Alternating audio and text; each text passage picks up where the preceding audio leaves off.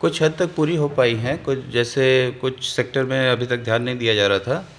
मध्यम वर्ग बहुत पीड़ित था, उससे खासकर आयकर में बहुत ज़्यादा उस पर भार पड़ता था। तो पहली बार ये अच्छी रिलीफ दी है। 12,75,000 तक के जो आय वर्ग के हैं लोगों पर कर नहीं लगेगा, तो ये एक अच्छा प्रयास है। मध्यम वर्ग पर बहुत ज़्यादा आयकर का भार है, वो हमेशा पीड़ित रहा है। उसे इस तरह की रिलीफ नहीं मिलने से काफ़ी ज़्यादा आर्थिक रूप से प्रभावित रहा है, तो उसे पहली बार ये रिलीफ मिली है। दूसरे, ये जो उद्यमिता के क्षेत्र में एमएसएमई सेक्टर वगैरह को भी इसने फ़ायदा पहुंचाने की कोशिश की है। जो बजट है वो बढ़ा करके दूना कर दिया गया है स्टार्टअप वगैरह के लिए, और जो नए स्टार्टअप हैं उनको लोन की सीमा भी दूनी कर दी गई है। 5 करोड़ तक बड़े आराम से पहले मिलता था, वो अब 10 लाख, कुछ मामलों में 15 लाख, अरे करोड़, 5 करोड़ से बढ़ा करके 10 करोड़, और कुछ मामलों में 15 करोड़ का लोन सरकार बड़े आसानी से देगी। जो उद्यमी हैं उनको ये लाभ देगा। नए उद्यम लगाने में जो उद्यमी आगे आना चाहते हैं, नए स्टार्टअप खोलना चाहते हैं, उनके लिए ये अच्छा हो गया। और सामाजिक क्षेत्र में भी काम किया है। उससे पहले किसानों के लिए भी इस पर रिलीफ दी गई है। उनका जो क्रेडिट कार्ड है उसको लिमिट बढ़ा करके 3 लाख था पहले, उसको बढ़ा करके शायद इसमें 5 लाख किया गया है। हाँ, तो ये इसमें किसानों को भी लाभ होगा। उनको समय पर जो पैसा चाहिए होता है, फसल जब उनकी बुआई का समय आता है, उस समय जब उनको खाद वगैरह डालने का समय आता है, बीज की खाद की जब आवश्यकता पड़ती है, तत्काल उन्हें पैसे की कमी रहती है, वो इससे दूर हो सकेगी काफ़ी हद तक। और सामाजिक क्षेत्र में कहें तो महिलाओं के लिए अच्छी कुछ स्कीमें आई हैं। उन्हें अपना रोज़गार शुरू करने के लिए भी, विशेषकर इसमें देखा हमने कि एससी एसटी महिलाओं के लिए लोन की सुविधा दी गई है। तो एक अच्छा प्रयास है जिससे ये पिछड़ा वर्ग, वंचित वर्ग तबका आगे आ सके। एक तो एससी एसटी ऐसे ही पीछे हैं, ऊपर से उनकी जो महिलाएं हैं वो और भी दबी कुचली हैं, तो उन्हें आगे बढ़ाने का ये सरकार का अच्छा प्रयास है। तो एक कुल मिलाकर के हर क्षेत्र में कुछ न कुछ राहत देने की कोशिश इसमें की गई है, इसलिए ये बजट सराहनीय प्रयास है सरकार का। बजट को लेकर के बहुत ज़्यादा उम्मीदें थीं, हर वर्ग की उम्मीदें थीं, निम्न वर्ग हो चाहे मध्यम वर्ग हो और उच्च वर्ग की भी। और बजट में प्रयास किया है हर वर्ग के लिए कुछ न कुछ करने का, और अर्थव्यवस्था को बेहतर दिशा देने के लिए कुछ गंभीर प्रयास इसमें किए गए हैं। जैसे किसानों के लिए 6 योजनाएं इसमें घोषित की गई हैं, जिसमें प्रधानमंत्री अन्न धन योजना करके है, तो वो उसके तहत किसानों को 100 ज़िलों में, 100 डिस्ट्रिक्ट्स में सस्टेनेबल एग्रीकल्चर की दिशा में उनको सुविधाएं प्रदान की जाएंगी। और इससे जो एग्रो सेक्टर में कंपनियां कार्य कर रही हैं उनका भी उत्साह बढ़ा है और उसका सीधा प्रभाव देखा जा रहा है। इस तरह की और भी स्कीम बिहार के लिए, बिहार के पिछड़ेपन को दूर किया जा सके, उसको आगे बढ़ाया जा सके, इसके लिए भी अच्छे प्रयास किए गए हैं। मखाना के लिए मखाना बोर्ड बनाया गया है। इस तरह के जो कैश क्रॉप्स हैं उनके लिए बोर्ड्स बनने चाहिए और बनता रहा है, और उनकी ओर ध्यान देना चाहिए उससे। तो इसलिए इस दिशा में ये प्रयास होना चाहिए कि नेचुरल रिसोर्सेज में जो स्पेकुलेशन है उसको घटाया जाए, और इसके लिए कोई भी नेचुरल रिसोर्स कोई कब्जा में रखता है तो उस पर मिनिमम टैक्स लगना चाहिए, मिनिमम वो रेंटल, चाहे वो उस पर उसका उपयोग करे चाहे ना करे। चाहे ज़मीन पर आप, शहर की ज़मीन है, महंगी ज़मीन है, आप उसको लेकर के खाली छोड़े हुए हैं, उस पर आप चाहे 100 मंजिला मकान बनवाएं, चाहे 1 मंजिला बिल्डिंग बनावें, चाहे न उपयोग करें, आपको एक मिनिमम रेट से अगर टैक्स देने के लिए बाध्य किया जाए तो लैंड में स्पेकुलेशन काफ़ी कम हो जाएगा और इससे इकॉनमी में वेस्टेज कम होगा। तो इस दिशा में भी सोचा जाना चाहिए।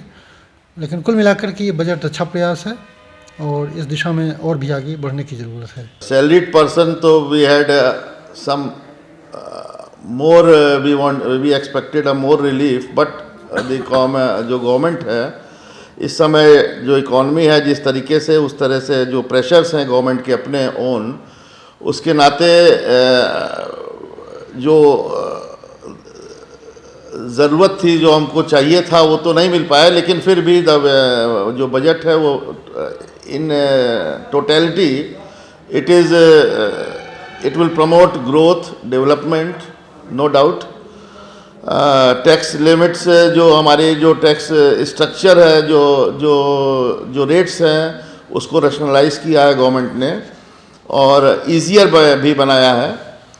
सीनियर सिटीजन्स को भी काफ़ी रिलीफ दिया है, फ्रॉम 50,000 टू 1 लाख उनका वो कर दिया है। इंटरेस्ट जो बैंक डिपॉजिट्स पे, एफडीज पे जो होते हैं, उसको इंक्रीज़ की हाइक किया है। Then the insurance sector 100% FDI from 74% to 100%, वो that will also boost the insurance sector and bring a competitive environment with in the country. Then capital goods के संदर्भ में भी जो प्रोडक्शन है, उसको भी, उसकी तरफ भी गवर्नमेंट ने ध्यान दिया है। फिर इन्होंने क्या किया है कि जो GIG वर्कर्स हैं हमारे, पर्टिकुलरली विच जो वर्कर्स हमारे, जो स्विगी है, आपके जो बिग बास्केट है, आपका जोमेटो है, जेप्टो है, इनसे रिलेटेड जो है, उनको गवर्नमेंट ने कहा है कि हम ID कार्ड्स जो हैं, जो उनको दिए जाएंगे। वो सोशल जो सिक्योरिटी जो हमारी वो है इन वर्कर्स से रिलेटेड, उसमें वो मददगार होगी और उनको हेल्थ केयर के भी facilities, prime minister Jan Arogya जो उनकी स्कीम है, जो प्रधानमंत्री की, उससे भी उनको जोड़ा जाएगा, जिससे कि हमारे जो GIG वर्कर्स हैं, जो पर्टिकुलरली ये 4 जो मैंने आपको बताए, जो उनको काफ़ी फ़ायदा होगा, जो लाखों की तादाद में इस समय है विद इन द कंट्री। तो मेरी समझ से budget as a salaried class person, तो मैं 10 में शायद 7 दूँ, लेकिन otherwise the budget is a good one and a much needed one, which was very much expected by the middle class of the country. जी देखिए, बजट जो अभी तक हम लोगों ने जितना देखा है बजट, तो उतना देख करके बजट लगा कि हाँ, सरकार ने इस बार कोशिश की है सभी वर्ग को कुछ संतुष्ट करने की। सबसे बड़ा वर्ग भारत में मध्यम वर्ग है। उस मध्यम वर्ग को ध्यान में रखते हुए सरकार ने बड़े सालों के बाद इस बार ये घोषणा करी है कि 12 लाख तक की इनकम आपकी टैक्स फ्री होगी। तो ये एक बहुत बड़ा हम मध्यम वर्ग के लोगों के लिए राहत है।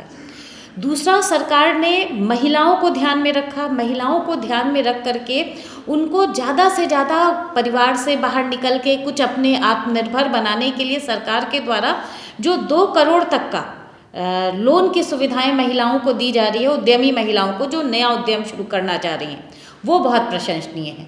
और महिलाओं में भी जो SC ST वर्ग की महिलाएं हैं, उन महिलाओं के लिए अलग से कुछ विशेष प्रकार के लोन की सुविधा है। तो ये महिलाओं के लिए एक बहुत ज़्यादा प्रोत्साहन, महिलाओं को प्रोत्साहन देने का काम करेगा। दूसरा, सरकार ने एक बहुत महत्वपूर्ण काम किया है चिकित्सा के क्षेत्र में। कैंसर जैसी बीमारी से आज भारतवर्ष काफ़ी ज़्यादा जूझ रहा है, तो कैंसर की दवाओं को सस्ता करना और 200 डे केयर सेंटर स्थापित करना निश्चित तौर से आगे भारत को लाभान्वित ही करेगा। युवाओं को ध्यान में रखते हुए सरकार के द्वारा शिक्षा के क्षेत्र में जो महत्वपूर्ण काम की घोषणा की गई है और वो आगे फलीभूत हो जाए, उससे निश्चित युवाओं को लाभ मिलेगा। जैसे कि आपका ये IIT की सीटें बढ़ाना, मेडिकल्स की सीटें बढ़ाना, क्योंकि भारत में इस समय भारत डॉक्टरों की कमी से जूझ रहा है। तो अगर ये चीज़ें हो जाएंगी पूरी तरीके से, तो आगे निश्चित तौर पे भारत लाभान्वित होगा। तो इन आधारों पे अगर हम देखें तो बजट जो है वो संतोषजनक है। देखिए, अभी जो बजट का ऊपरी देखा, उसमें महिलाओं के लिए जो जनरल हैं, जो काम करती होंगी, उनके लिए इनकम टैक्स में दिखा रहा है कि 12 लाख तक की आय जो है वो टैक्स फ्री होगी। तो अभी इसके डिटेल्स हम लोग जान लेंगे, तब उस पर हम लोग ज़्यादा कमेंट कर पाएंगे। अच्छा ऑप्शन है। और 1 लाख तक की आय को अगर पूरी तरह से टैक्स फ्री रखा है, तो जो छोटे आय के लोग हैं, जो कम इनकम स्लैब में आते हैं, वो उनको ज़रूर कुछ राहत होगी। तो एक अच्छा प्रयास लग रहा है। और विशेष रूप से बुज़ुर्गों के लिए प्रयास अच्छे दिख रहे हैं। इसमें सरकार की कुछ सेंसिटिविटी बढ़ती हुई दिखी है कि ये उनकी जो पेंशन है वो इनकम टैक्स के दायरे से जो 50,000 की छूट थी शायद उसको 1 लाख रुपए तक का कर दिया है। तो अगर ये किया है तो ये अच्छा प्रयास होगा। और जो पेशेंट्स हैं उनको तमाम जो लाइफ सेविंग ड्रग्स होती हैं उनको फ्री किया है, और डे केयर सेंटर कैंसर जैसे बीमारियों के लिए और भी, तो बुज़ुर्गों को इससे राहत मिलने की संभावना है। बाकी अभी मैंने डिटेल बहुत देखा नहीं है, देखूंगी तो और चीज़ें भी इसमें क्लियर होंगी।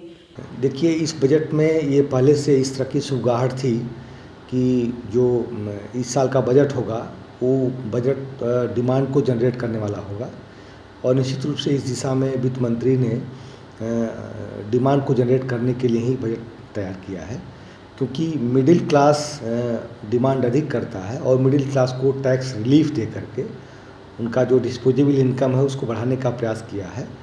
और चूँकि ये समय की मांग थी, क्योंकि वर्ल्ड में कई सारे ऐसे देश हैं रिसेशन की स्थिति बनी हुई है, भारत में ऐसा न हो इसलिए ऐसा करना एक उचित कदम है। सर, और क्या बेहतर आपको लगा?